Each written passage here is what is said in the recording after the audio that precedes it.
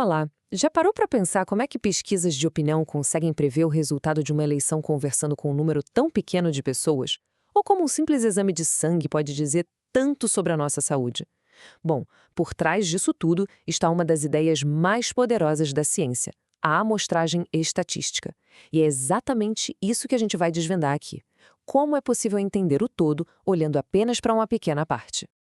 Então, o nosso roteiro é o seguinte: a gente começa entendendo o que é inferência, essa arte de adivinhar o bolo inteiro. Depois, vamos definir as peças-chave desse jogo, população e amostra.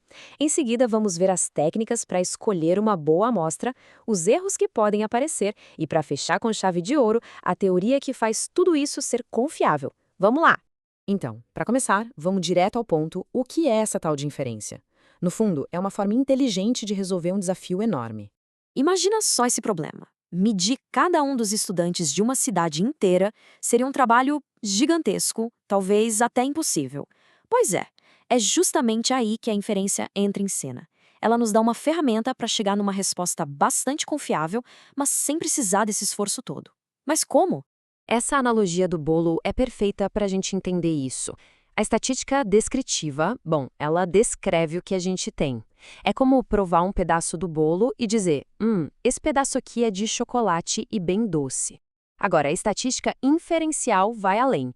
Ela pega essa informação e faz uma aposta calculada. Se esse pedaço é assim, então o bolo inteiro deve ser de chocolate. Uma descreve o conhecido, a outra faz uma inferência sobre o desconhecido. Ok, mas para fazer essas apostas do jeito certo, de forma científica, a gente precisa ter um vocabulário em comum. Vamos definir agora as duas peças mais importantes desse quebra-cabeça: a população e a amostra. Primeiro, a população. Pensa nela como nosso universo, o grupo completo sobre o qual a gente quer saber alguma coisa. Podem ser todos os eleitores de um país, todas as estrelas de uma galáxia ou, como no nosso exemplo, todos os bombons que estão dentro de uma caixa. É o todo. E como quase nunca dá para analisar o universo inteiro, né? A gente pega uma amostra. A amostra é essa pequena parte que a gente de fato estuda. Mas atenção para a palavra-chave aqui: representativo. A amostra tem que ser um bom retrato da população, senão nossas conclusões não vão valer nada. E aqui a gente chega num ponto fundamental: a diferença entre parâmetro e estatística. O parâmetro é a verdade absoluta sobre a população. Por exemplo, a idade média real de todos os brasileiros. É um número que a gente quer descobrir, mas que quase nunca conhecemos. Já a estatística é o que a gente calcula com os nossos dados, com a nossa amostra. É a idade média das 1.000 pessoas que entrevistamos. Resumindo, a gente usa a estatística para tentar estimar o parâmetro. Essa diferença é tão importante que a estatística usa até símbolos diferentes para não confundir. As letras gregas, como mi e sigma, são os parâmetros, os valores verdadeiros da população. Já as nossas letras, como o x barra e o s, representam as estatísticas, os valores que a gente calcula da amostra. Ou seja, o s é a nossa melhor estimativa para o verdadeiro valor de sigma. Beleza, até aqui a gente entendeu os conceitos. Agora a pergunta é, como é que se faz isso na prática? Como garantir que a nossa amostra seja mesmo um bom retrato da população? Para isso, existem métodos bem estabelecidos. Olha, o jeito mais seguro de garantir que a amostra seja boa é usando o acaso, a aleatoriedade. São os métodos probabilísticos. Neles, todo mundo da população tem uma chance conhecida de ser escolhido. É como se fosse um sorteio justo. A gente tem desde o sorteio simples até métodos mais elaborados, como a amostragem estratificada e a por conglomerados.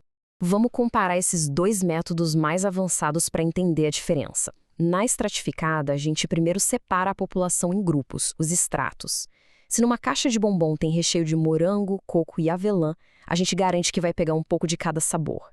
Já na amostragem por conglomerados, a lógica é outra.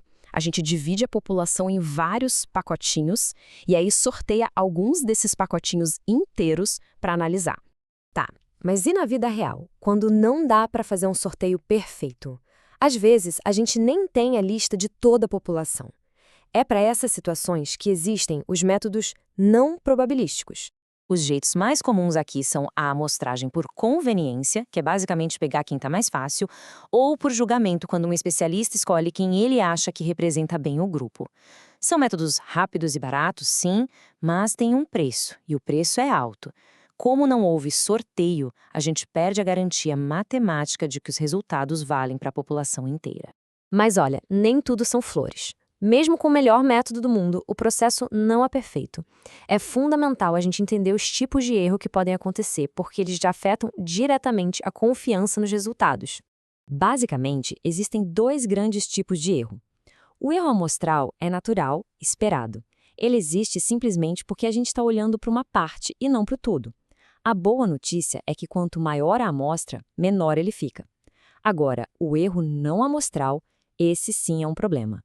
São falhas no processo, perguntas mal formuladas, erros de digitação, equipamentos descalibrados. E dentro desses erros não amostrais tem umas armadilhas bem comuns.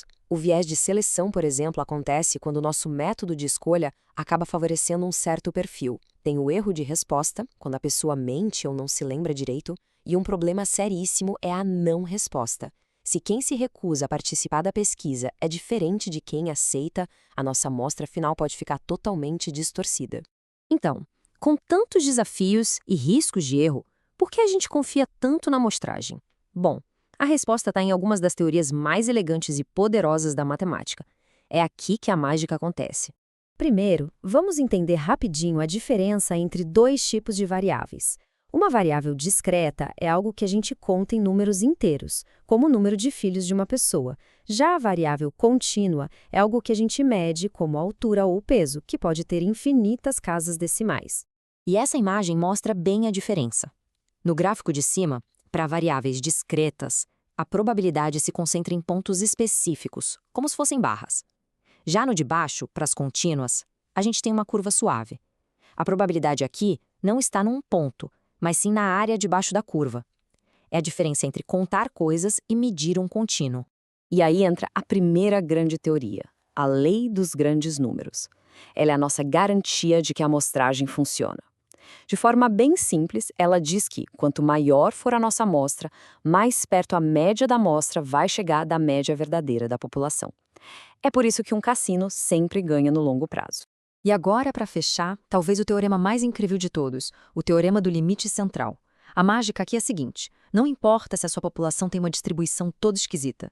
Se você começar a tirar várias amostras grandes dela e for calculando a média de cada uma, a distribuição dessas médias vai, quase que por mágica, formar aquela famosa e previsível curva de sino. É isso que permite que a estatística funcione em praticamente qualquer cenário. Então, da próxima vez que você se deparar com uma pesquisa eleitoral, um estudo clínico ou um controle de qualidade, lembre-se da beleza que existe por trás dos números. É a combinação de métodos cuidadosos com teorias matemáticas poderosas que nos permite transformar uma pequena amostra em conhecimento sobre o mundo. E a questão que fica é: o que mais a gente consegue descobrir com esse poder?